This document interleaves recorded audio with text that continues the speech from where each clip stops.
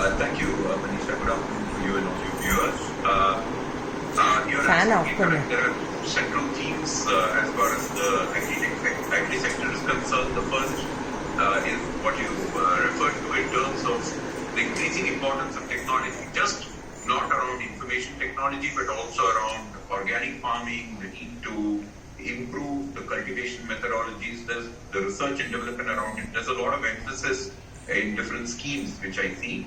But particularly coming to the use of drones, I think it is really a very, very significant move, because today there are two important challenges to the agri sector in India. One is in terms of doing an efficient crop estimate, particularly as we move from month to month in the season. Recently the cotton crop estimate was revised downward by 12 lakh bales. It tends to create instability in markets.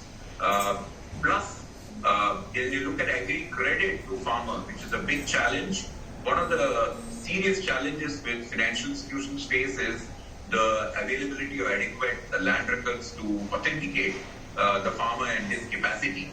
So I think this initiative will go a long way in addressing two important concerns of the industry. And the other point yet again in the budget was clearly about the PM Gati Shakti program to strengthen the logistics infrastructure, the PPP model as well. And you with NBHC, how do you weigh these statements? I think we need to see the details of some of these schemes. I think this is largely in the budget. It's reflective of what the government intent around the investment is in terms of various kinds of infrastructure. As you possibly know, Manisha, there already is an Agri Infrastructure Fund initiative which was launched by the government last year. To be absolutely correct, I think that initiative has been of limited impact, primarily because it is merely a interest subvention scheme. We are hoping that there will be more traction around it and more emphasis on utilization and things like that, which would possibly make such a scheme more relevant. But I think the general emphasis which the government has been placing on farm-gate infrastructure is absolutely the right thing to do, because that is the solution to improving farm incomes. Absolutely. So pre-harvest, post-harvest, both is taken care of. But talk to us also about the one commodity, one state. I mean, we have seen the pros and cons on that. How are you reading it? Actually, there can be in many of these initiatives, there's a multi-angle to it. But yes, we need to diversify crops for sure. And the one commodity, one state will give more emphasis around growing the right commodity and making it fully available to the country through an efficient logistics infrastructure. But I think we are a long way from there. So I wouldn't really comment about it today.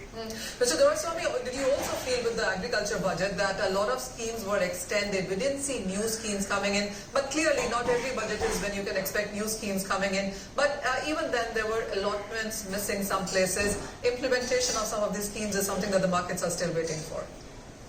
You're absolutely right. I alluded to one of them in the Agri Infrastructure Fund. But I think the agri sector being largely segregated and relatively unorganized, it's a bigger challenge for any for changes to happen. But I think all the moves are being made, whether it is the digitization of the mandis, the connectivity, the ENAM initiative, now the drone initiative around crop diversity, and making organic farming, for instance, organic food, organic farming, being given the right importance. I think each of these initiatives may take a little while to